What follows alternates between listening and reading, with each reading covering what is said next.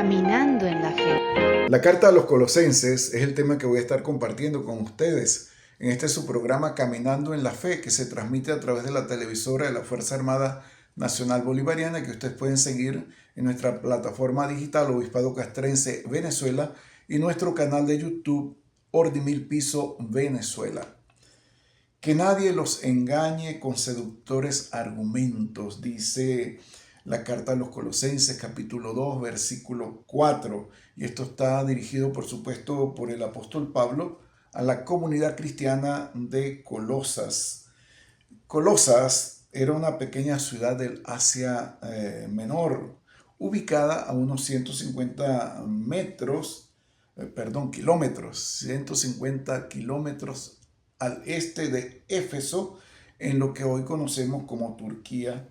Y en tiempos del apóstol Pablo ya había dejado de ser una ciudad populosa, rica, famosa por su industria textil y por su condición de ruta comercial. En lo administrativo dependía de la provincia romana de Asia, como Laodicea y Herápolis, lo refiere Colosenses 4:13, y estaba habitada por frigios, por colonos griegos y romanos, por la gente del lugar y por una comunidad judía calculada en unos 10.000 personas.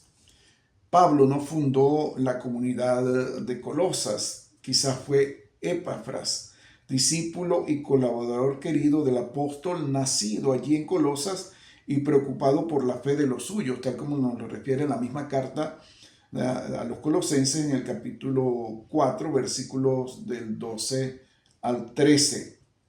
Los cristianos de Colosas eran de origen pagano, es decir, no judíos, aunque también había algunos judíos convertidos a Cristo Jesús. Se trataba pues de una pequeña comunidad llamada, digamos, iglesia doméstica, que se reunía en casas particulares para crecer en la fe y celebrarla. Y su camino comunitario pues no era fácil, debían transitar del mundo grecorromano colmado de religiones y filosofías al monoteísmo, es decir, a la creencia del único y verdadero Dios, Padre, Hijo, Espíritu Santo.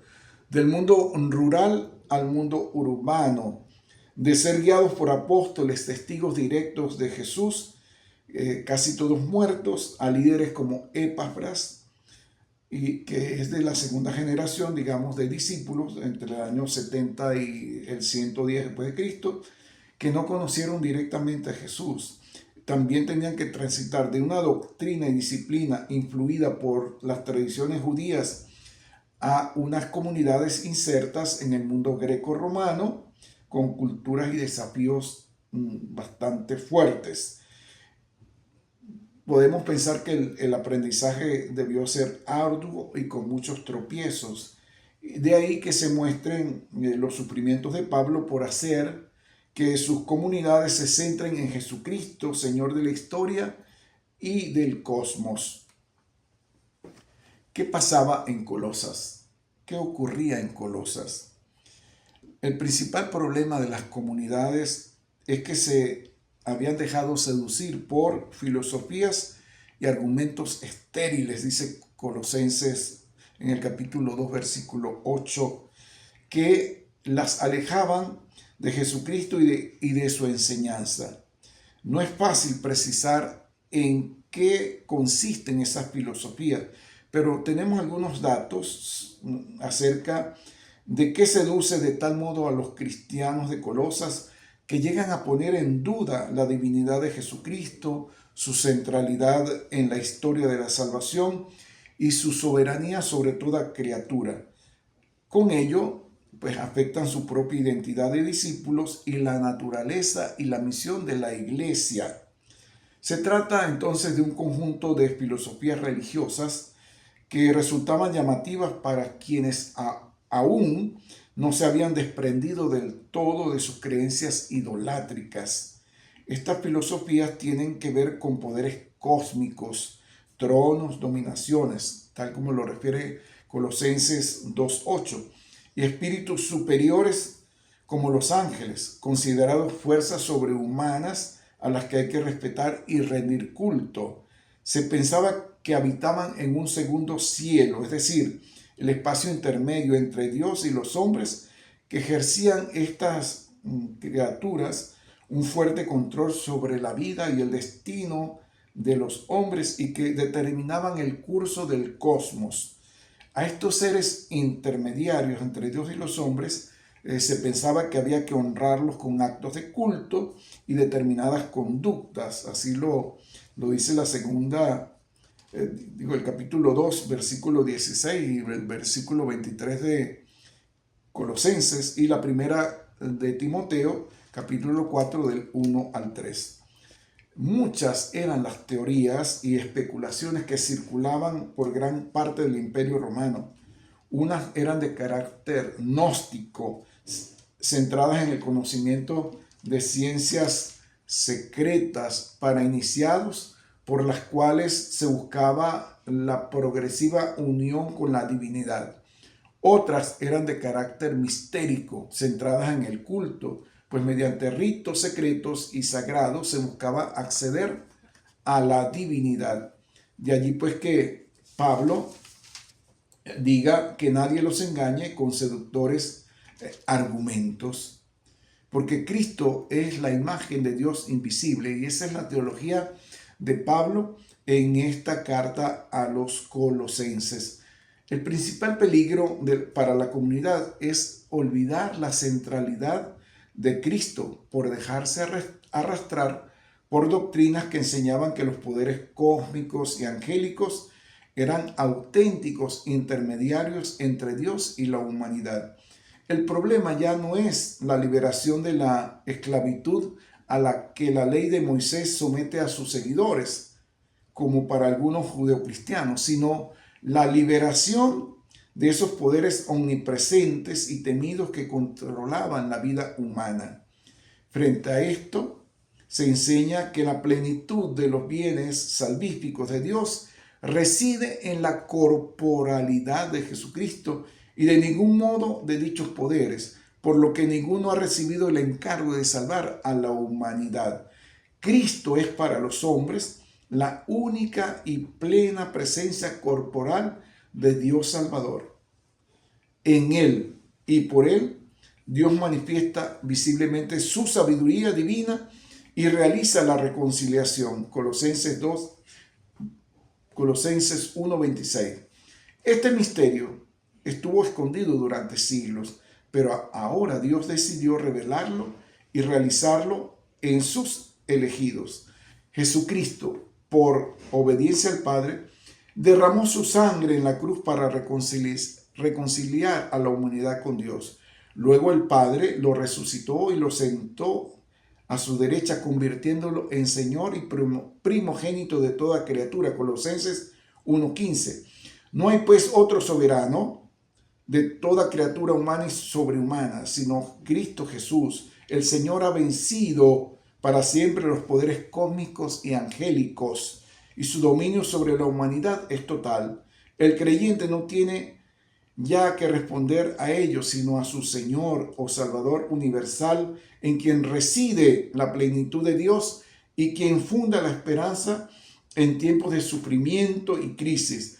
Cualquier otra búsqueda que no sea la del Señor Jesús termina por olvidar su soberanía cósmica y su poder universal de reconciliar y pacificar, como dice Colosenses 1:20. Y por este peligroso camino estaban transitando las comunidades de Asia Menor, y que hace que Pablo pues exponga toda esta enseñanza.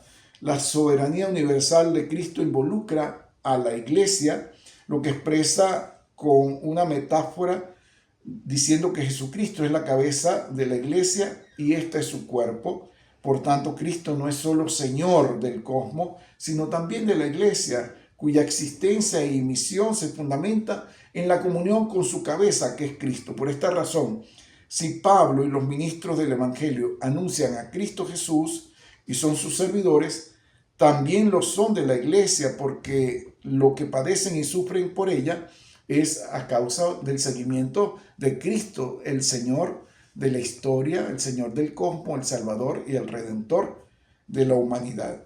La misión del cuerpo de Cristo es testimoniar a su cabeza, es decir, a Jesucristo, anunciándolo como misterio de Dios ahora revelado y realizado en favor de los hombres. Su misión es, pues, extender en este tiempo y por sus ministros la vida y soberanía de su Señor sobre el pecado y sobre los poderes sobrehumanos. A diferencia de otras cartas donde se trata de bienes futuros, la Iglesia goza ya en su caminar terreno de la vida y de la victoria del resucitado, acompañando al hombre para que alcance en su plenitud dichos bienes divinos. Por tanto, estos bienes no son frutos de los poderes sobrehumanos o sobre poderes cósmicos, sino que son frutos de la redención realizada por Cristo Jesús. Ya regresamos con este interesante tema de la carta a los Colosenses, donde Cristo es el centro de la historia, del cosmos y de la humanidad.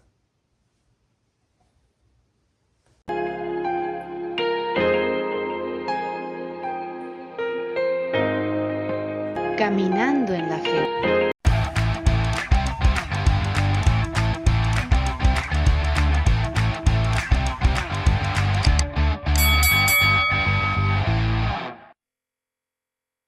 La carta a los Colosenses es el tema que voy a estar compartiendo con ustedes en este su programa Caminando en la Fe, que se transmite a través de la televisora de la Fuerza Armada Nacional Bolivariana, que ustedes pueden seguir en nuestra plataforma digital Obispado Castrense Venezuela y nuestro canal de YouTube Ordimil Piso Venezuela.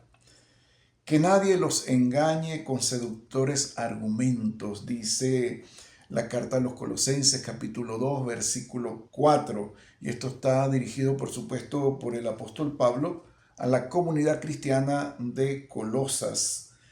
Colosas era una pequeña ciudad del Asia Menor, ubicada a unos 150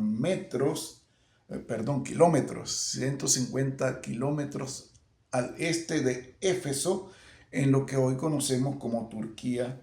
Y en tiempos del apóstol Pablo ya había dejado de ser una ciudad populosa, rica, famosa por su industria textil y por su condición de ruta comercial. En lo administrativo dependía de la provincia romana de Asia, como Laodicea y Herápolis, lo refiere Colosenses 4:13, y estaba habitada por frigios, por colonos griegos y romanos, por la gente del lugar y por una comunidad judía calculada en unos 10.000 personas. Pablo no fundó la comunidad de Colosas, quizás fue Epafras, discípulo y colaborador querido del apóstol, nacido allí en Colosas y preocupado por la fe de los suyos, tal como nos lo refiere en la misma carta a los Colosenses en el capítulo 4, versículos del 12 al 13.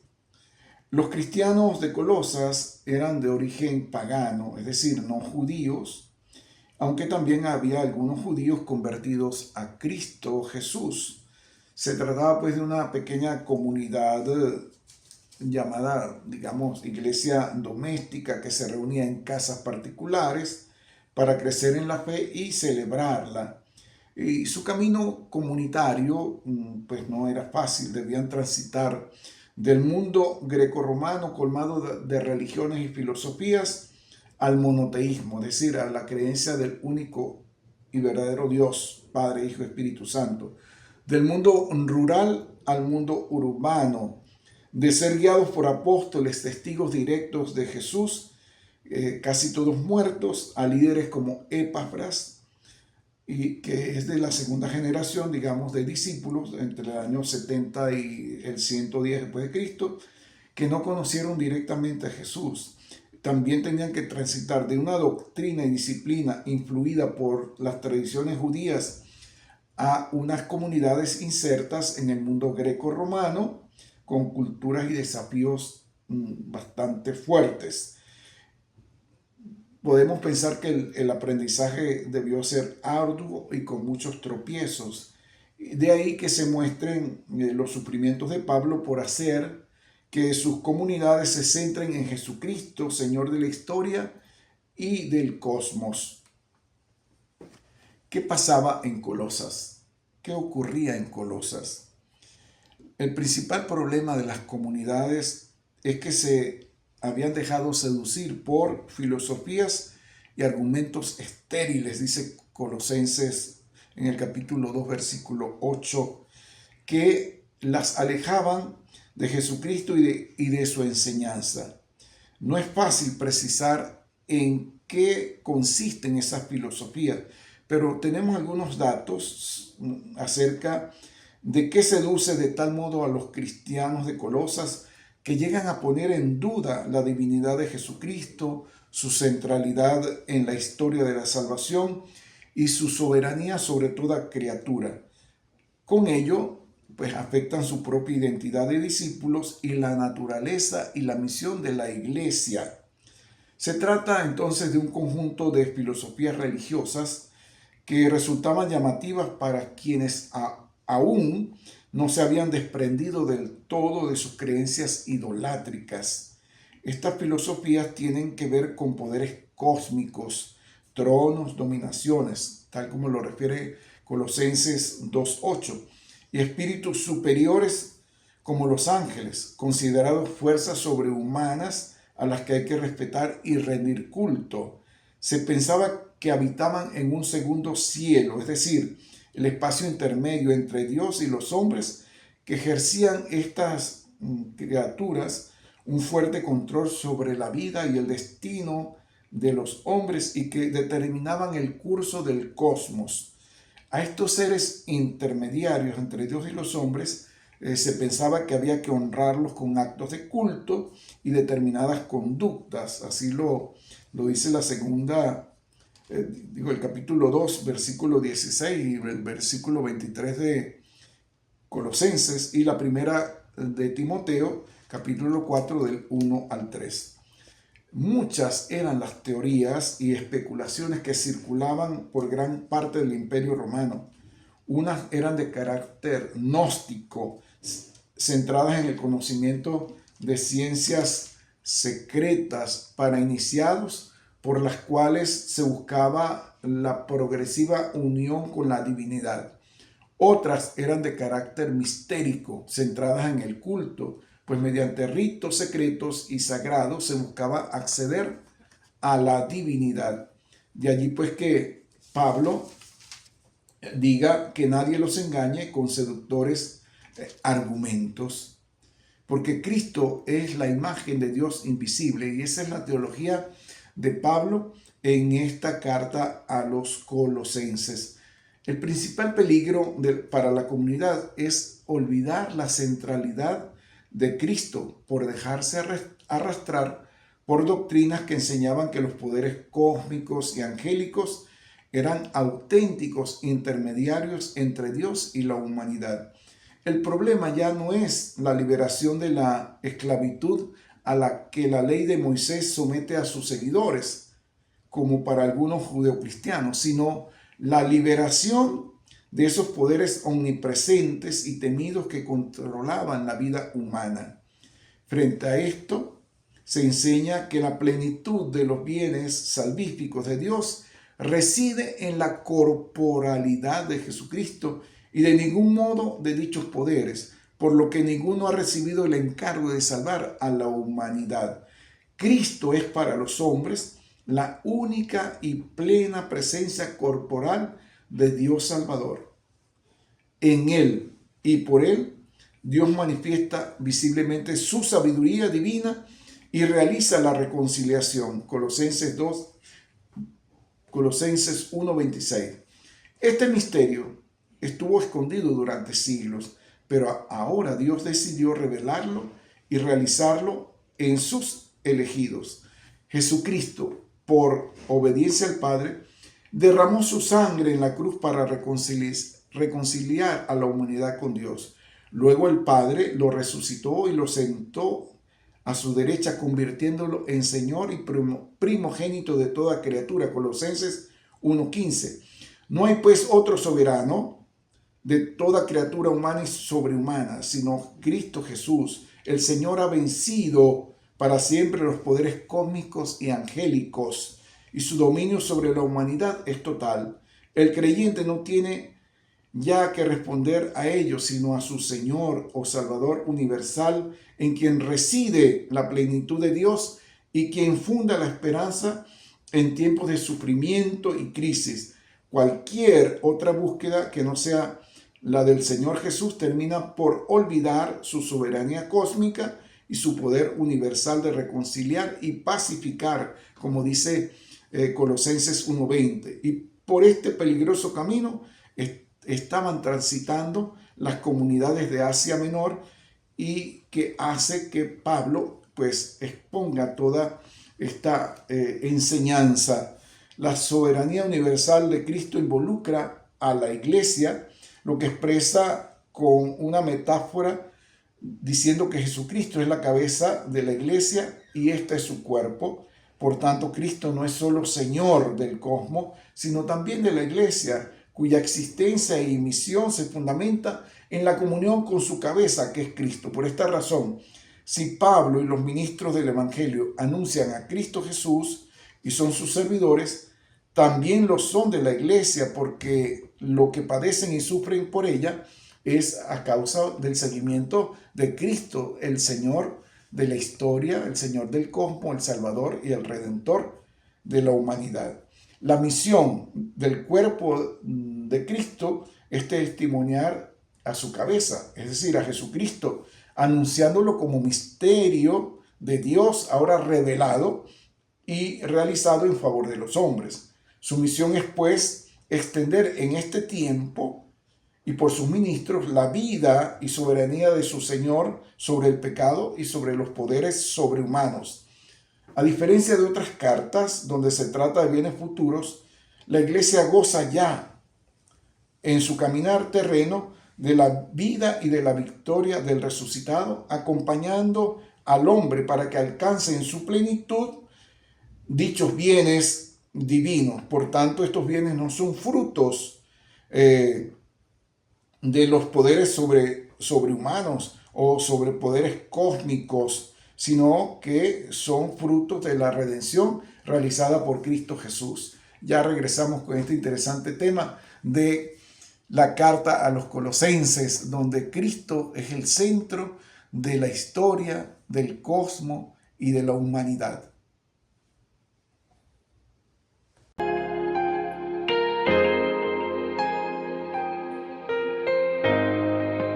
Caminando en la fe.